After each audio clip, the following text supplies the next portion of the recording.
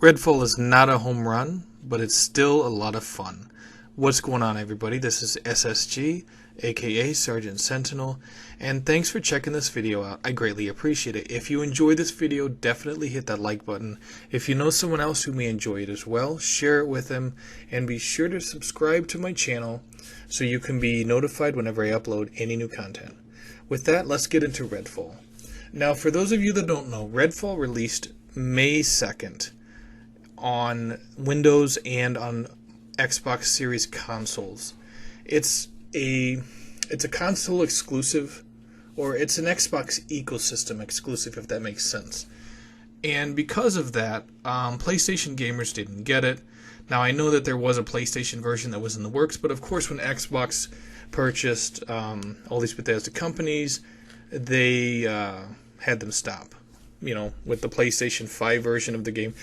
Angered a lot of people, because people were looking forward to this to a point, and it had a moderate amount of hype going into it. However, there were some things that were popping up before launch that had some people concerned, such as the frame rate, and, you had some influencers that were actually coming out and expressing concerns with the game before it ever launched.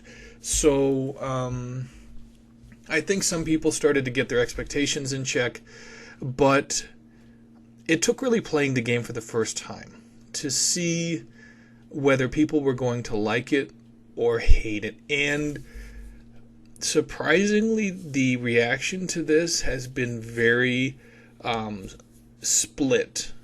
It hasn't been unanimous love for it or hate for it. Some people love this game, some people hate it, some people are in the middle.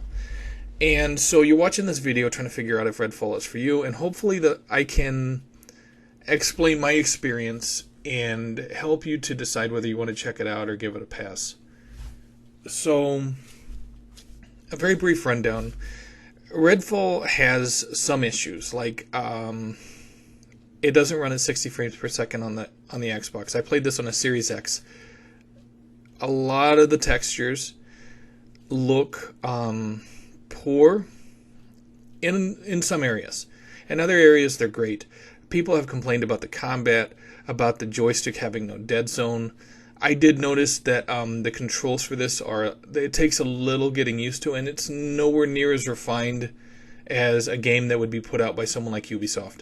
So just so you know going in what to expect. Now, the first 30 minutes to an hour of the game, when you're first starting out, a lot of people, that was the biggest section that lost them. But I say this because I played through the entire game, I beat the entire game, and I hated the first 30 minutes to an hour. Once you unlock the firehouse and you start getting these missions and you start going out and seeing different parts of Redfall, and later on, Burial Point, I believe, is the name of the second area.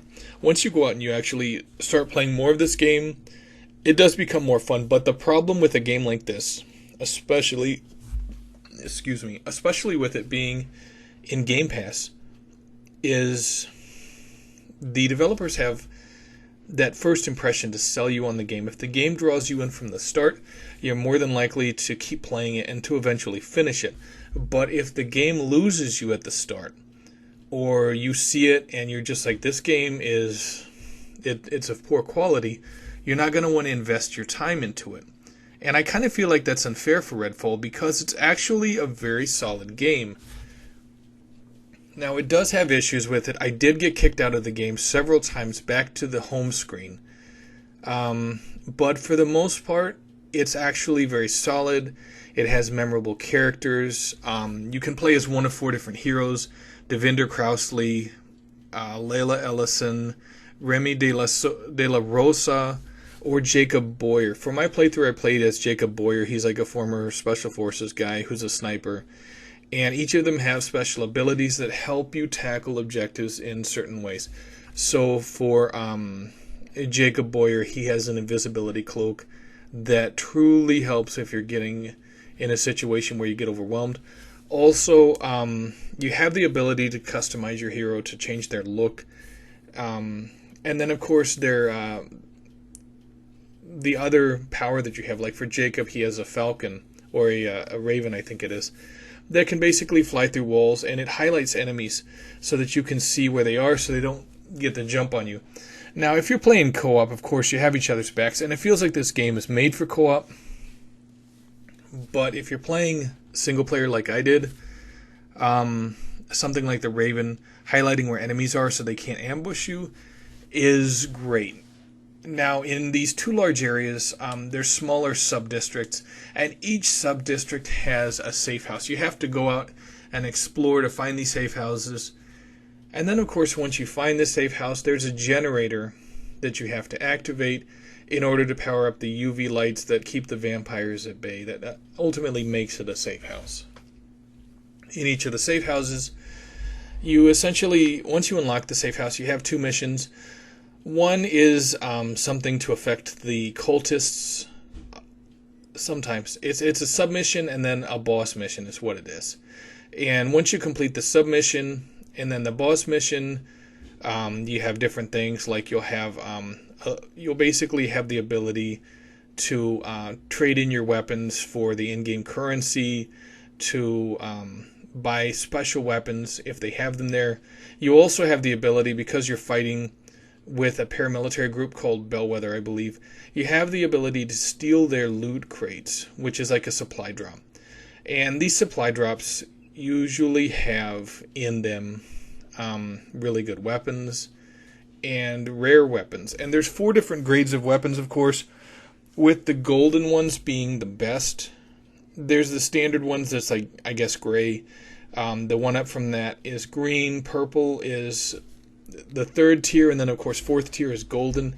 And the better weapon you get, the more effective it's going to be in combat. Some of them, like shotguns, will be more powerful.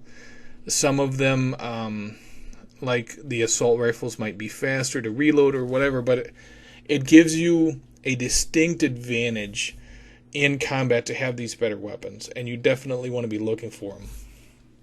Now, another way you can get some of these unique weapons is by going into like vampire nests. They basically prop up all over the map, and it allows you to basically go in here. You have to fight your way through a series of vampires, take out, it's like a huge vampire heart. Once you take it out and you grab the vial of vampire blood inside, you have like 60 seconds to get out before it collapses if you want the 1,000 experience points that come with it. But there are basically doorways covered with some type of red crystal-like stuff that you cannot access until you destroy this heart, because then the countdown starts. Behind all of these doors, you can destroy them, and then there's rare weapons and stuff back there. So you definitely want to, as soon as you knock down this huge vampire heart or whatever it is, and you take the vial of vampire blood, which the vial of vampire blood is kind of like a power-up, and it'll give you abilities that you want to have in-game, like regenerating your health or stuff like that. But once you grab it, you got that timer running, and then you got to run to each one of these doors. And again, it's like it basically looks like red glass on it. You'd shoot it out, and in each one of these is loot and rare weapons and stuff like this. You also have special abilities, like Jacob's here is using a sniper rifle. It's an invisible sniper rifle that has tremendous power, but you have to basically kill vampires, and the blue energy from them powers up your ultimate, if you want to call it that. Now, my final assessment on this game is that it is a lot of fun, but there are going to be people that are going to look at the negatives, like the technical issues with this game, and they're just not going to want to take time to play it. I say if you subscribe to Game Pass, play through it. Yeah, it's probably going to get 60 frames per second eventually, but it is worth checking out now. And in my opinion, it's a 7 out of 10. With Redfall getting updates, it'll probably be a 9 out of 10 eventually. But as of right now, it is a 7 out of 10, so it is worth checking out, especially if you have Game Pass. Anyway, that's it for this video. Thank you so much for watching. I greatly appreciate it. If you do have an opinion on Redfall or some thoughts that you'd like to share, definitely leave it in the comments section below. If you enjoyed this video, hit that like button. If you know someone else who may enjoy this video, definitely share it with them. And if you're not subscribed to my channel yet, please take the opportunity to do so right now. Anyway, that's it for this video. Thank you so much for watching. I greatly appreciate it. This is SSG, aka Sergeant Sentinel. Take it easy, gamers.